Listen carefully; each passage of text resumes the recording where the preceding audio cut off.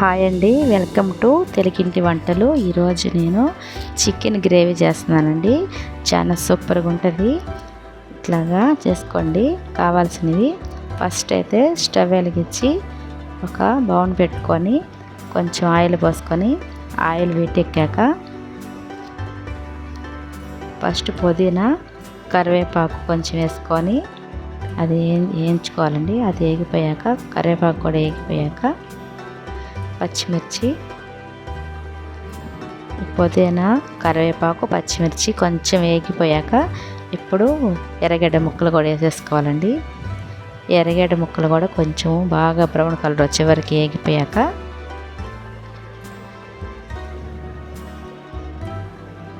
మనం నీట్గా కడిగి పెట్టుకున్న చికెన్ అయితే రెడీగా పక్కన పెట్టేసుకొని ఇప్పుడు దీంట్లో అల్లం తెల్లగడ్డ పేస్ట్ వేసుకోవాలండి. 2 టీ స్పూన్లు అల్లం తెల్లగడ్డ పేస్ట్ కూడా వేసేసుకొని ఇది కూడా బ్రౌన్ కలర్ వచ్చే వరకు బాగా వేగనియాలండి. ఇది కూడా పచ్చివాసన పోయేంత వరకు వేయించుకుంటే అల్లం తెల్లగడ్డ పేస్టు కూర బాగా టేస్ట్ వస్తుందండి. ఇప్పుడు ఇట్లా వేగిపోయిన దాంట్లో మనము కడిగి పెట్టేసుకున్న చికెన్ వేసేసుకుంటే చూడండి వేగిపోయింది. అంతేనండి, ఈ కలర్లో వస్తే సరిపోతుంది.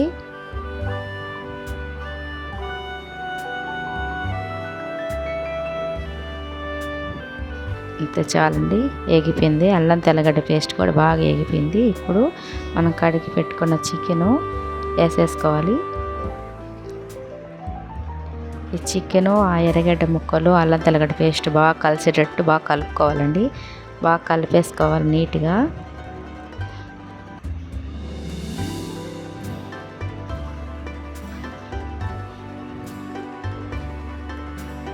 కలుపుకొని మనం రుచికి సరిపడ ఉప్పు, పసుపు, కారం, 1 స్పూన్ కారము, సరిపడా ఉప్పు వేసుకోవాలండి. రుచికి సరిపడా కొంచెం 1/2 టీ స్పూన్ పసుపు వేసుకొని అది కూడా బాగా కలుపుకొని ఇట్లా మొత్తం కూరంతా అవన్నీ కలిసేటట్టు కలిపేసుకోవాలండి. బాగా కలుపుకొని మూత పెట్టుకోవాలి.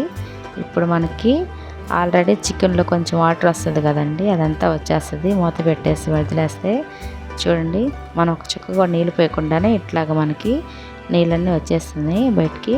ఇప్పుడు వేసుకోవాలండి మన టమాటా ముక్కలు. నేను పేస్ట్ లాగా చేసి టమాటాన్ని ఇట్లాగ వేసేసుకుంటున్నాను. దీంట్లో మనం ఎక్కువ వాటర్ పోయకూడదండి, గ్రేవీకి బాగుంటుంది. టమాటా కూడా వేసేసి కలుపుకుండా అట్లాగే మూత పెట్టేసేయాలి. ఇప్పుడు బాగా టమాటా పచ్చివాసన అంతా పోయి బాగా ఉడికిపోయినట్టే మనం బాగా కలుపుకొని కొంచెం అయితే పోసుకోవాలండి, ఎక్కువ వాసన లేదు వాటర్. చూడండి ఇట్లా గ్రేవీ లాగా బాగుంటుంది, ఎక్కువ వాటర్ అయితే పోసుకోవద్దు.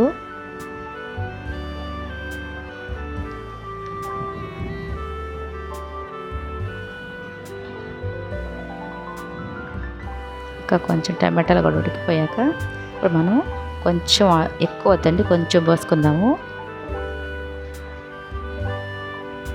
చూడండి ఒక చిన్న టీ గ్లాస్ వాటర్ పోసాను, ఇది పోసుకుంటే సరిపోతుంది. గ్రేవీ చాలా చిక్కగా టేస్ట్గా ఉంటుందండి మనకి ఇట్లా చేసుకుంటే.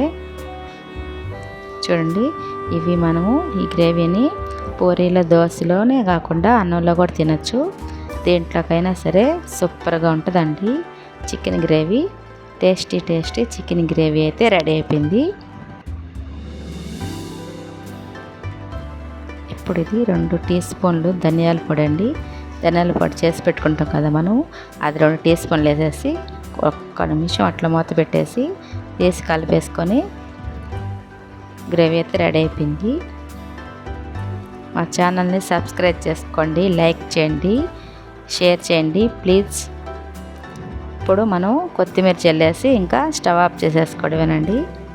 చూడండి ఎంత బాగా వచ్చిందో గ్రేవీ. మనం ఎక్కువ వాటర్ వేయలేదు, కొంచెం వాటర్ వేసాము, అయినా కూడా గ్రేవీ చూడండి ఎంత బాగా వచ్చిందో. ఇట్లా చేసుకుంటే గ్రేవీ బాగా వస్తుంది. టేస్టీ చికెన్ గ్రేవీ అయితే రెడీ అయిపోయింది. Thank you for watching.